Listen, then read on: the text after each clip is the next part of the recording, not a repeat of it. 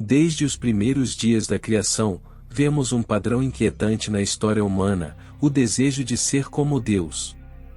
Esse desejo não começou com o homem, foi uma inveja silenciosa e profunda, um orgulho que nasceu no coração de Lúcifer. Como sabemos, ele era um dos anjos mais gloriosos do céu, mas se rebelou ao querer ser como o Altíssimo. Em Isaías, capítulo 14, versículos de 12 a 14, vemos Lúcifer proferindo palavras de uma arrogância sombria: subirei acima das alturas das nuvens, serei semelhante ao Altíssimo. E, com essa tentativa de ocupar o trono de Deus, Lúcifer caiu, tornando-se Satanás, o inimigo da verdade. Mas ele não parou por aí. Quando Satanás encontrou Adão e Eva no jardim do Éden, plantou neles o mesmo desejo, a mesma ambição de serem iguais a Deus, o desejo de ter o conhecimento de Deus. Em Gênesis, capítulo 3, versículo 5, ele lhes disse: sereis como Deus, conhecedores do bem e do mal. O pecado entrou no mundo porque o homem e a mulher desejaram ser como Deus. Esse desejo perigoso e insidioso permanece até hoje no coração da maioria dos homens que acham ser donos dos seus destinos, e desejam tornar-se criadores, e não se reconhecem como criaturas, e isso culminará na vinda de uma figura sombria e poderosa, o Anticristo. O desejo de tomar o lugar de Deus é, na essência, o espírito do Anticristo. É o mesmo orgulho que levou à queda de Lúcifer e que seduziu Adão e Eva. Esse espírito, que é o espírito de oposição a Deus, foi anunciado desde os tempos antigos e se manifesta ao longo das Escrituras como uma constante ameaça. Em 2 Tessalonicenses, capítulo 2, versículo 4, Paulo descreve o Anticristo como aquele que se opõe e se exalta acima de tudo o que se chama Deus ou é objeto de culto, a ponto de se assentar no templo de Deus, apresentando-se como Deus. Esse versículo nos revela a essência do Anticristo: ele é aquele que tentará tomar o lugar de Deus entre nós. O Anticristo não se resume a um homem ou uma figura isolada, mas representa um espírito que Paulo nos alerta já estar em operação. Em 1 João, capítulo 4, versículo 3, lemos que o espírito do Anticristo já está no mundo. Esse espírito é aquele que nos leva a querer substituir Deus em nossos corações, a buscar satisfação e segurança em ídolos de toda forma, desviando nosso olhar do Criador. Esse espírito nos seduz com a ideia de que podemos definir nossos próprios destinos, como se fossemos deuses, e nos faz esquecer que somos criaturas, dependentes da graça e sabedoria de Deus. Adoramos outros deuses de muitas formas, quando damos valor a imagens ou figuras que não podem ouvir nossas orações, quando confiamos no dinheiro, no poder, no status ou quando nos apoiamos em nossas próprias forças, discernimento ou sabedoria, ou até no conhecimento e na ciência, como se fossem nossa fonte de salvação. Fazemos do sucesso uma obsessão, da ambição um altar e do prazer uma busca desenfreada, relegando Deus ao segundo plano. O Anticristo é a personificação deste espírito, o ponto máximo de um engano que teve origem no céu com a queda de Lúcifer e que se espalhou entre nós desde o jardim do Éden.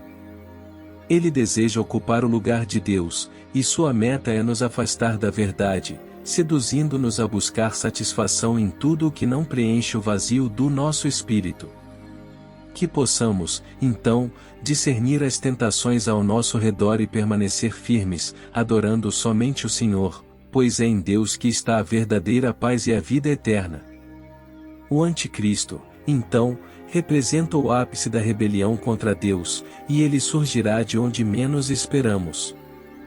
Em Apocalipse, capítulo 13, vemos duas figuras que simbolizam essa tentativa de usurpar a autoridade divina: a besta que emerge do mar e a besta que emerge da terra.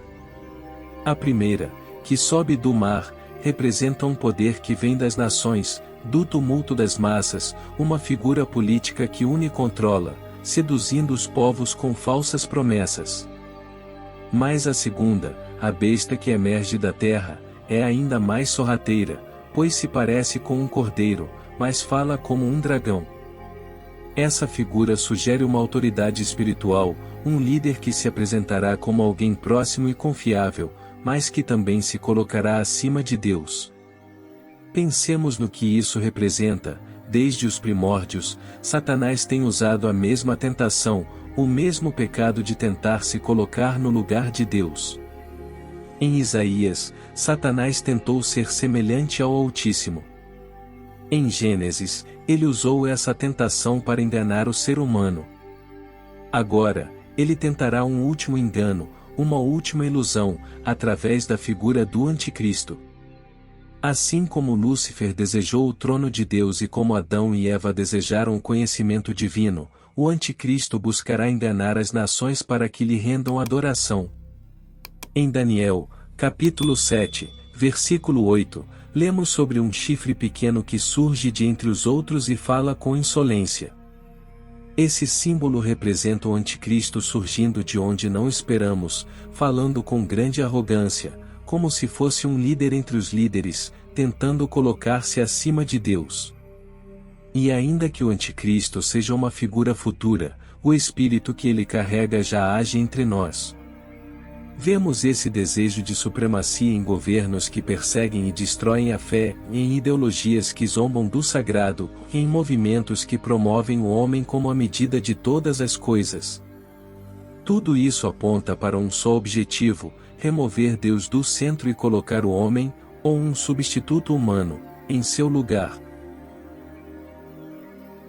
O Anticristo representa o ápice da rebelião contra Deus, uma rebelião que teve início com a queda de Lúcifer nos céus e se espalhou pela humanidade desde o Éden.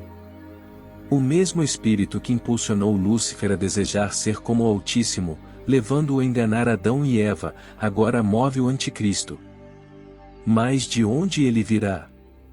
Virá do orgulho, da sede de poder e do engano, e do desejo ardente de tomar o lugar de Deus. Seja ele uma figura política, espiritual, uma ideologia ou um líder carismático, o propósito é sempre o mesmo: afastar-nos da verdade, da salvação, e tentar ocupar o lugar de Deus em nossos corações. Por isso, cuidado com as tentações que nos cercam, pois todas elas buscam nos seduzir a adorar falsos ídolos e rejeitar nosso Senhor. Permaneçam firmes e vigilantes, pois só em Deus encontramos a verdadeira paz e redenção. E a palavra de Deus nos alerta a estarmos vigilantes. Em Mateus 24, Jesus nos diz para não nos deixarmos enganar por falsos cristos e falsos profetas.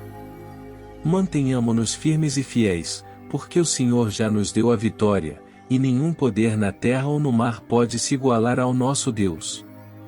Que possamos rejeitar o espírito do Anticristo em nossas vidas e que, em vez de nos elevarmos acima de Deus, possamos nos humilhar diante dele, reconhecendo que só ele é digno de glória e adoração.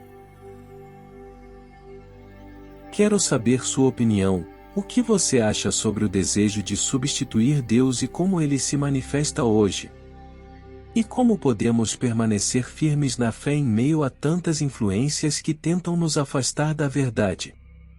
Deixe seu comentário e compartilhe suas reflexões, e, se você gostou deste vídeo, curta e inscreva-se no canal para mais conteúdos como este. Que Deus os abençoe.